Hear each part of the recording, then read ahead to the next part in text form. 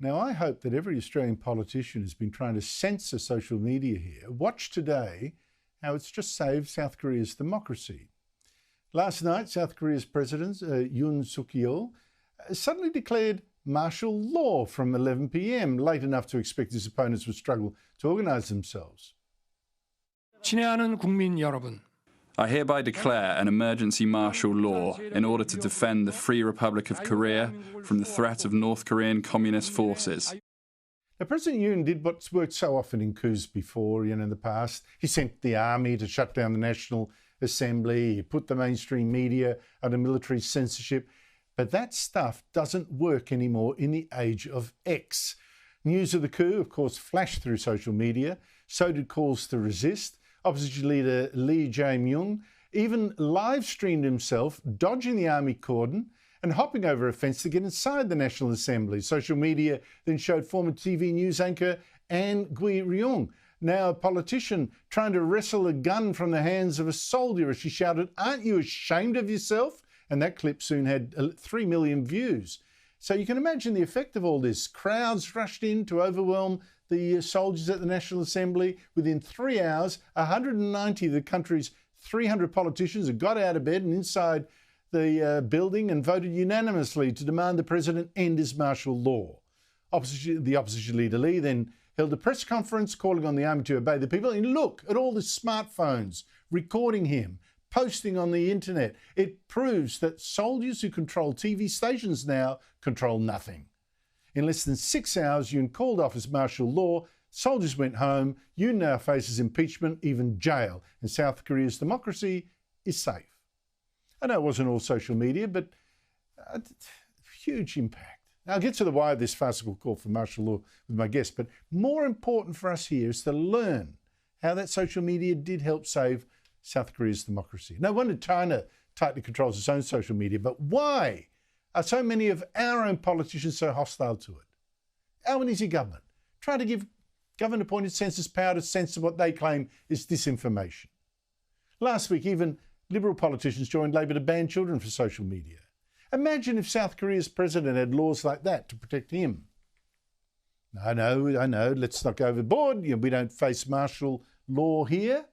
But then again, it is only a couple of years ago that Victoria's thuggish government ordered people to stay in their homes and fired rubber bullets at some who refused, even arresting people posting their resistance online.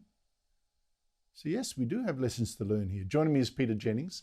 He was Deputy Secretary for Strategy in the Defence Department, now Director of the think tank Strategic Analysis Australia.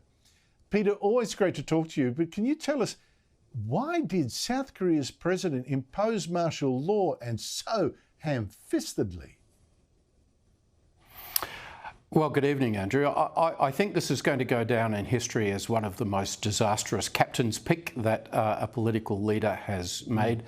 There really doesn't seem to be any basis to this other than the fact that President Yoon was being stymied by opposition parties in the South Korean Legislative Assembly. He couldn't get his legislation through.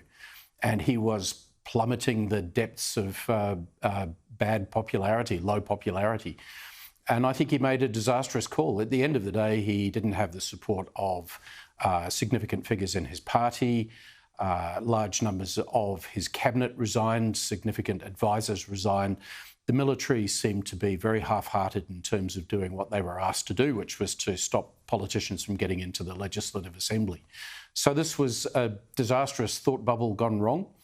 And probably, from this distance, I think we can say it's going to be the end of President Yoon's political career. Oh, I think without a doubt, he'll be very lucky not to see the inside of a jail. His one excuse that he offered, and I wonder if you think he's right, is that the South Korean opposition is too pro-North Korea, too anti-American, which I guess would offend a president who can sing American Pie. Here he is. A long, long time ago, I can still remember how that music used to make me smile. Now, sorry about that musical interlude, Peter, but is Yoon right about the opposition being too pro-North Korea a threat? Look, he was singing on tune for the alliance relationship then, but I think he's not correct in terms of being so condemnatory of the opposition in South Korea. Yes, they're a centre-left party. They tend to be always more interested in talks with the North. They tend to be slightly less interested in the alliance relationship with the US. But really, there's nothing to say that that was a significant problem now. In fact, I think perhaps more relevant was that there was a fairly strong popular reaction against President Yoon's attempts to actually get something of a more successful relationship working with Japan, which is that's never a popular political move in Korea, even though from an alliance perspective, it's something that the other democracies in Asia would like to see. But really, I see no basis on which to say that this was an attempt to counter a North Korean threat. That just doesn't seem to hold any truth, and it's largely been trashed by people inside South Korea opposing the martial law declaration. This will go down in history. It'll be a pub quiz test. What was the shortest martial law declaration in history? I don't know. Peter Jennings, thank you so much indeed for your time.